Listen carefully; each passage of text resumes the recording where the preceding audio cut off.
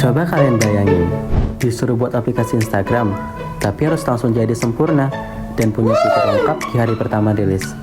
Nah, kalau di dunia nyata, perangkat lunak itu jarang dibuat sekaligus. Biasanya dibuat secara bertahap. Proses tahap itu bernama incremental development.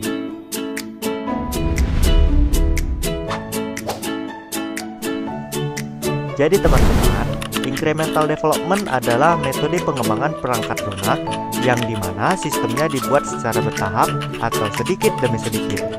Jadi, bukan nunggu semua selesai baru dipakai, tapi setiap bagian yang sudah selesai, maka bisa langsung digunakan pada saat itu juga.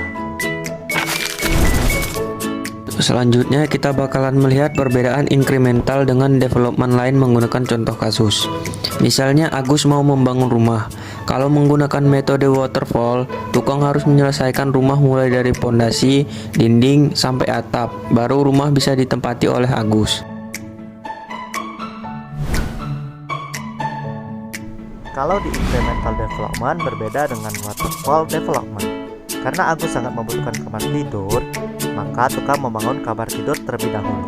Keesokan harinya, Agus pengen ada dapur, maka dibuatlah dapur untuk Agus. Konsep ini terus berputar sampai Agus merasa puas dengan rumahnya.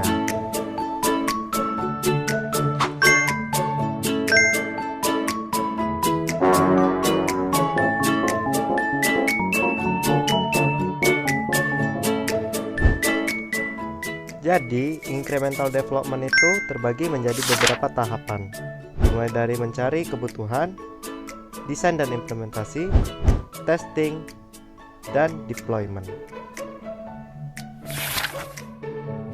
Oke, ini lebih lengkapnya. Yang pertama itu tim menentukan kebutuhan atau requirement yang paling penting terlebih dahulu. Setelah itu masuk ke tahapan desain dan implementasi, yaitu merancang sistem lalu membuat fitur tersebut menjadi program yang bisa berjalan. Kemudian dilakukan testing untuk memastikan fitur tersebut bekerja dengan baik dan tidak ada error.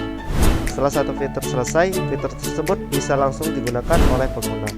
Lalu pada tahap berikutnya, tim akan menambahkan fitur baru lagi dengan proses yang sama. Setiap penambahan fitur inilah yang disebut dengan increment. Jadi, apa sih keunggulan dari incremental development? Keunggulan dari incremental development itu ada banyak, yaitu program bisa dipakai secara cepat oleh user.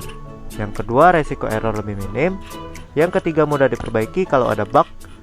Kemudian, program sesuai dengan kemauan user. Dan yang terakhir, lebih fleksibel akan perubahan. Tetapi incremental bukan berarti metode yang sangat sempurna. Incremental juga memiliki kekurangan. Yang pertama yaitu perlu perencanaan yang bagus. Integrasi antar bagian bisa menjadi rumit, dan kalau pondasi dari awal sudah salah, maka program bisa berantakan di akhir. Banyak aplikasi yang kita pakai sehari-hari menggunakan incremental development. Di antaranya ada WhatsApp, Instagram, dan TikTok. Nah, jadi intinya incremental development itu diibaratkan seperti kita menaiki tangga. Tidak langsung lompat ke atas, tapi naik secara bertahap. Akan tetapi, cara seperti inilah yang bikin software modern itu bisa berkembang dengan cepat dan mengikuti perkembangan zaman atau tren.